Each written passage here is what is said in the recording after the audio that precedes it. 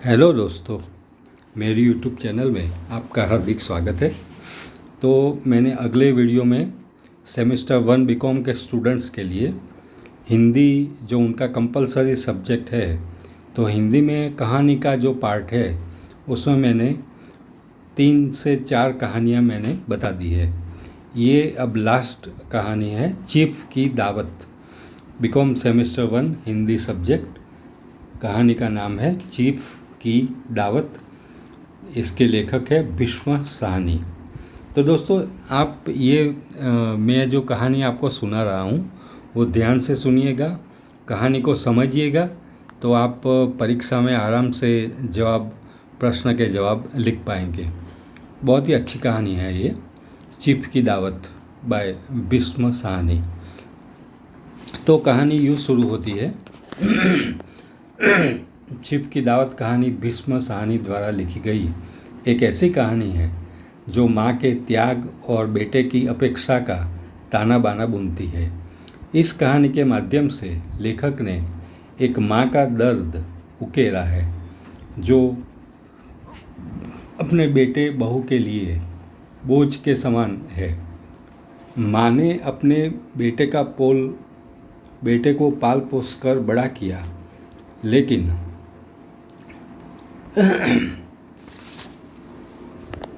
वही बेटा उसे बुढ़ापे में बोझ समझता है।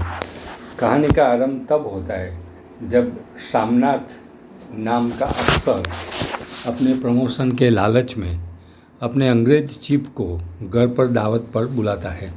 तो दोस्तों, इस कहानी में मुख्य पात्र है शामनाथ मुख्य पात्र है, लेकिन वह अफसर के सामने अपनी बूढ़ी अनपढ़ माँ को नहीं दिखाना चाहता कि कहीं उसकी बूढ़ी अनपढ़ माँ पर अफसर चीफ की नज़र न पड़ जाए और उसकी बेइज्जती ना हो। इसके लिए शामनाथ अपनी माँ को अपने घर में छुपाने के लिए उपाय सोचने लगता है। उसे डर है कि कहीं उसकी ग्रामीण माँ अफसर के सामने आ गई तो उसकी बेइज्जती हो जाएगी और उसकी मजाक बनेगी। वह माँ को बरामदे में कोने पर एक कुर्सी पर बिठा देता है ताकि किसी की उस पर नज़र न पड़े। अक्सर आता है और पार्टी चलती रहती है। माँ बेचारी कुर्सी पर बैठे बैठे ही सो जाती है। बाद में अंग्रेज अफसर का माँ से सामना हो ही जाता है। तो दोस्तों, कहानी की शुरुआत का आपको पता चल गया।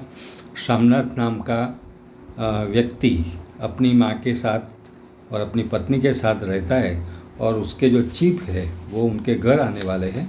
तो उनकी बूढ़ी जो माँ है वो अफसर के सामने न आ जाए, चीफ के सामने अगर वो आ गई तो उसकी बेइज्जती हो जाएगी, ऐसा शामनाथ सोचता है।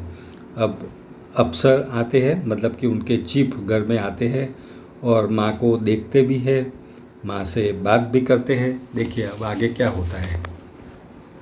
माँ बेचारी कुर्सी पर बैठे बैठे ही सो जाती है। बाद में अंग्रेज अफसर का माँ से सामना हो ही जाता है और वह माँ से उसके हालचाल पूछता है। वह शामनाथ की माँ की ग्रामीण बोली से प्रभावित होता है। अब ये बात शामनाथ ने इसकी कल्पना नहीं की थी कि उसके सर यानी कि उसके चीफ माँ की ग्रामीण बोली से प्रभावित भी हो जाएंगे। वह खुश होकर दोबारा आकर माँ से मिलने का वादा करता है। शामनाथ बाद में खुश हो जाता है और उसकी बेइज्जती नहीं हुई। उसकी माँ घबराती है कि कहीं मेरे कारण उसका बेटा उस पर नाराज़ ना हो, लेकिन शामनाथ कहता है कि अफसर तुम्हारी बनाई फुलकारी देखने के लिए दोबारा आने को कह कर गए हैं। माँ अपने बेटे से हरिद्वार भेजने की जिद करती है, लेकिन बेटा कहता है नहीं, तुम यहीं पर रहो, तुम्हें यहीं रहना है। फुलकारी बनाओगी तो अफसर खुश होगा और मेरी तरक्की होगी। तो देखिए दोस्तों, उसमें कितना परिवर्तन आ गया है। पहले वो चाहता था कि माँ उनके अफसर के सामने भी ना आए, क्योंकि अगर वो सामने आएगी तो उसकी बेइज्जती हो जाएगी। लेकिन जब अफसर आए, उसने माँ के साथ बात की, वो खुश हो गए माँ की ग्रामीण भाषा से और दोबारा आने का वादा किया। तो अब शामनाथ चाहता है कि उसकी माँ हरिद्वार न जाए और इधर ही रहे, मतलब कि उसके पास में ही रहे, क्योंकि अफसर उनके साथ उसकी माँ के साथ बात करके खुश हो गया था। तो दोस्तों हम कहानी में आगे बढ़ते हैं। अब आगे क्या होता है, माँ अपने बेटे से हरिद्वार भेजने की जिद करती है, लेकिन बेटा कहता है नहीं, तुम इधर ही रहोगी, फुलकारी बनाओगी तो अफसर खुश होगा और मेरी तरक्की होगी।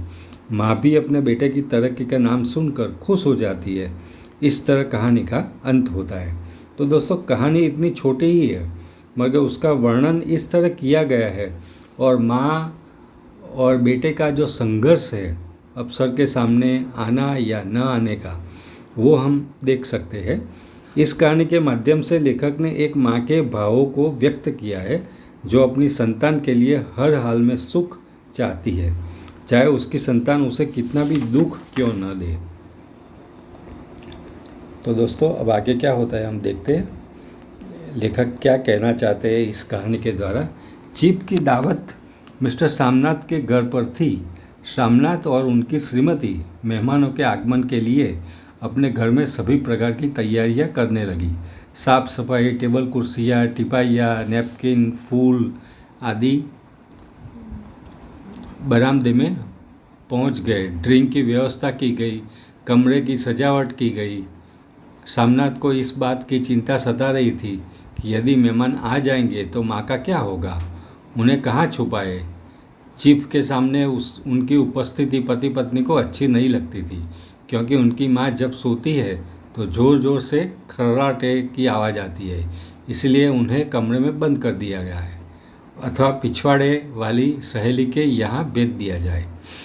बहू और बेटे के इस तरह के व्यवहार से माँ कुछ उदास थी, परंतु बेटे से कुछ नहीं कहती थी, सब कुछ सहन कर लेती थी। पत्नी के कारण वह माँ की उपेक्षा भी कर देता था। आखिर चीफ साहब आ ही गए। माँ को अव्यवस्थित रूप में देखकर सामनाथ को क्रोध आया।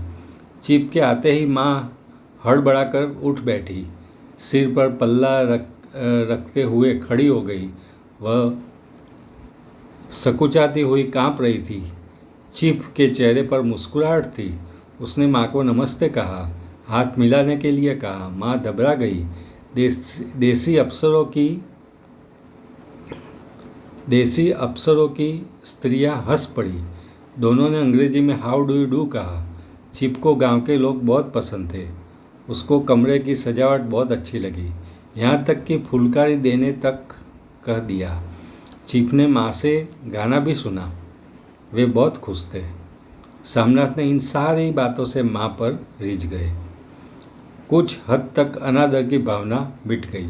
तो देखिए दोस्तों, यहाँ हम दो प्रकार के चित्र देखते हैं। जब चीफ आने का आधे घंटा पहले, चीफ के आने के समय से पहले पति पत्नी, मतलब कि सामनाथ और उसकी पत्नी ये सोच रहे थे कि माँ को हम कहाँ छुपाए, माँ को उनकी सहेली के यहाँ भेज दें, क्योंकि चीफ उनको देखेंगे तो क्या उनसे क्या बातें करेंगे और हम उनका अपमान होगा।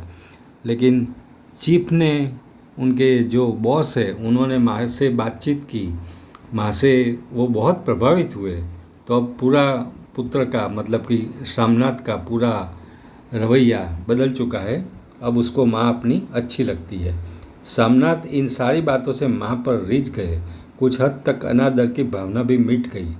चीफ की खुशामदी से उसे तरक्की होने वाली थी। चीफ के लिए माँ फुलकारी बनाकर देने के लिए तैयार हो गई। मेहमानों के जाने के बाद सामनाथ झूमते हुए आए और माँ को आलिंगन में भर लिया। तो देखिए दोस्तों, पहले माँ से सामनाथ नफरत करते थे कि माँ को वो कहाँ छुपाएंगे, चीफ आएंगे तो माँ को देखेंगे, माँ से बातचीत करेंगे तो उनका प्रमोशन अटकेगा। तो ऐसा व्यवहार उनका था। मगर जब चीफ ने माँ के साथ अच्छा व्यवहार किया और माँ से वो प्रभावित हो गए, तो अब बेटे का रवैया बदल गया। अब उसको माँ अच्छी लगती है और माँ को उसने आलिंगन में भर लिया। ओ मम्मी, तुमने आज रंग ला दिया, कहते हुए खुशी जाहिर की। उसने कहा, माँ साहब तुमसे बहुत खुश हुए। माँ की काया बेटे के आलिंगन में छिप गई। मतलब कि अब बेटा माँ से खुश है, क्योंकि साहब ने दूसरी बार आने को भी बोला है कि वो दूसरी बार माँ से मिलने आएंगे और उनसे फिर से बातें करेंगे। तो माँ अब कहीं बाहर जाने वाली नहीं है और फुलकारी बनाएगी और चीफ दूसरी बार आएंगे, उनसे मिलेंगे और इसी वजह से सामनाथ का प्रमोशन भी होगा। तो अब सामनाथ को माँ बहुत अच्छी लगती है। तो दोस्तों ये स्टोरी है। मैं मानता हूँ आपको स्टोरी का बराबर पता चल गया होगा। चीफ की दावत, ये जो कहानी है भीष्म साहनी द्वारा लिखी गई है।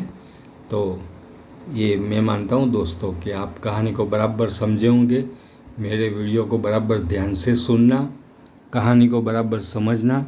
आप अगर कहानी बराबर समझ जाएंगे तो प्रश्न के जवाब अच्छी तरह लिख पाएंगे, क्योंकि शॉर्ट नोट में या जनरल क्वेश्चन में भी ये कहानी पूछी जा सकती है।